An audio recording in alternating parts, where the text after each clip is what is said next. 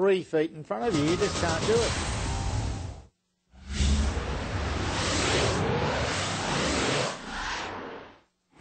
Welcome back. Well, Media Monday, this Media Monday segment likes to highlight journos of all types, business, writers, political columnists, sports reporters, don't know if we've had any of those, locals, even foreigners. So tonight we meet a Canadian-born journo who's had a fascinating career around the world, including a stint at Interpol. Not many have that on their resume. He's also a thriller writer in his spare time.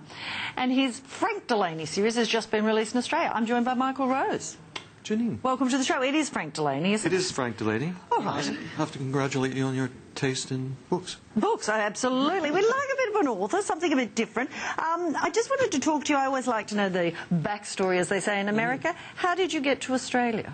Via Sierra Leone and all kinds of exotic places. Well, as usual in any story, there's a woman involved. And yeah. I met an Australian journalist when I was working in Paris as a journalist, and she was there too, and we came here almost 25 years ago. You can name her. She's well known. Oh, Cheryl Bagwell. She works at the ABC. Very fine business reporter from the Fin Review and now the ABC. Thanks. So you followed her out here? I did, yes, indeed. 1990, so that's a long time So ago. you've had a couple of stints here, but you're also a foreign correspondent with Reuters. You've been, as I said, Sierra Leone to the West Bank. Exciting times? Yeah, they were exciting times. Reuters was a good place, and I enjoyed the work there, but as I told you off camera, I really started to get tired of just the facts and just the sort of wire service life and wanted to make stuff up. And okay, that's how you got to the book. But before we get to the book, I want to go to Interpol, because that is, they're based in Lyon. It seems exotic in the world of thrillers. What was it actually like to work there? It was exotic in the sense that there were police officers there from 40 or 50 countries and lots of good crime and lots of exciting stuff. But in a sense it wasn't exciting because you have to remember that it was a French bureaucracy and it was quite dull and insular in a lot of ways. And a lot of the people I worked with were very, very unexciting people. They were bureaucrats. So it was a mix of really exciting stuff and really, really boring and frustrating stuff. So no getting on planes, Interpol badges or anything like that? Oh, a lot of getting Flashing. on planes. Unfortunately, they introduced the badges after I left. So I would have liked to have one, never had one. Now they even have Interpol passports for people, and I didn't get one of those, but I got the mug. Yeah, that's it. Yeah. I love it when a person brings a prop. That's what you got. Well, see, I get a Sky mug. Yeah, well, in fact, I brought it because there was a vicious rumor making Parrot Report mugs. So I felt I had to bring Paul my Murray own mugs. mug. He gets them, but not me. But it's really because I needed to. Is that what you got? For you were there quite a few years. I was, well, almost 4. It's not that long, really, but it was really a very intense 4 years. Any exciting cases you worked on? Did you ever have to do the top 10 list or anything? Well, as we say, we had people for that sort of thing. I was the... You were communications director, Yeah, I was communications director. And I must say, Janine, Interpol's view of communications when I first started there consisted of just tell journalists to, go away and put all their requests in a drawer and forget about them. My job was to try and persuade the police there to open a little bit. Did you get anywhere? Yeah, I did a little. And I was lucky enough to have access all areas and, top secret clearance and so forth.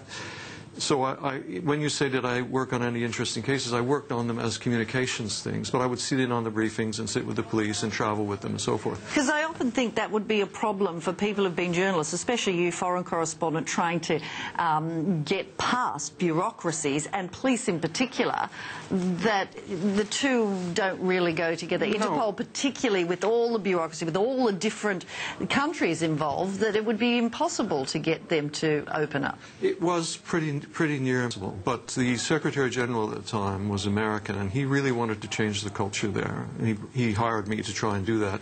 So we made some progress. We, made a much more accessible website and so forth so people could look and see what we were doing. But a lot of things, just by definition, you can't say about a place like Interpol. See, and I'm not selling it well, but you are writing a book. One of these 3, we'll get to the other books, but your newest book's going to be about Interpol. So are you making a lot of that up, given what you've just said? Yeah, there's a lot.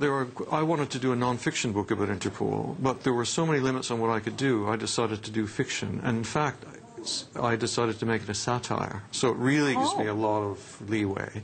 And I think I can get away with this, although I have had it looked at by a lawyer, and there are a couple of So things. there's a lot to send up at Interpol? Oh, absolutely. Yeah? Give us a taste. Well, I don't know where to start. was the background stuff for organizing, say, conferences for international police. You can imagine what it would be like in a place like Africa or South America having a conference with 400 police chiefs or 400 senior police officers from all over the world to come to one place and to try and herd these people around with the different cultures, different communications ideas.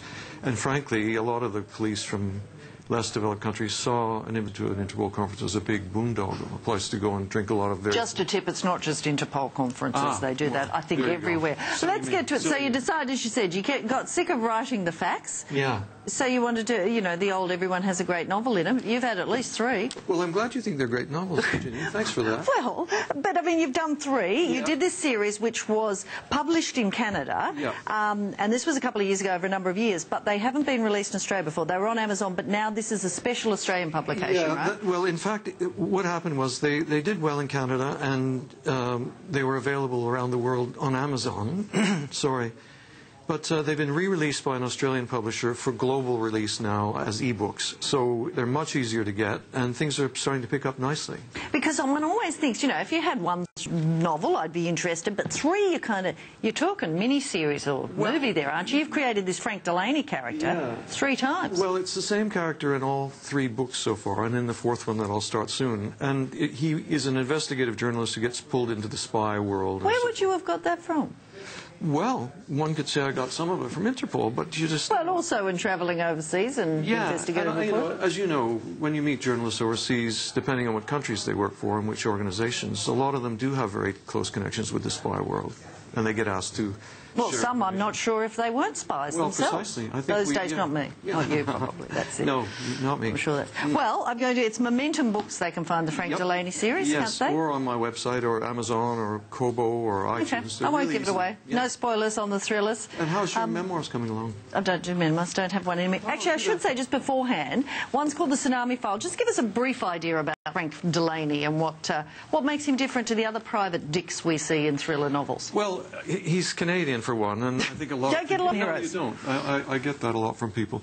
He's someone who spent a lot of time as a journalist, as you and I have, and then he decides that he wants to do more with information than just report it. He wants to make decisions, dare I say it, moral decisions about what the information gets used for. And so he's a bit of a whistleblower type thing. Well, he's someone who will, as the 3 books progress, he gives a lot more thought about gathering information and what happens to that information after it's gathered, rather than just reporting it quickly and then forgetting about it. Given how many journalists are finding it hard to get journalist work and involuntarily going into writing, what's the key? As I said, getting 1 book's lucky. What's the key to doing this? What have you learned? I mean, by the 3rd one, you should have got it right. What's the advice? Well, advice for writers, I'm not sure I want to even go there, Janine, but all I can say that in my case, I think it's really being very, very clear on where the story goes before you sit down and start writing. Instead of just sitting down and delivering yourself of a story, I spend really a lot of time out with outlines, character sketches, chapter stuff, and I think that works. Okay. Well, thank you very much. We're looking forward to it again. Momentum Books is where you can find them, the Frank Delaney novels. Yeah. Good luck. Thanks Look very forward much. to the Interpol one.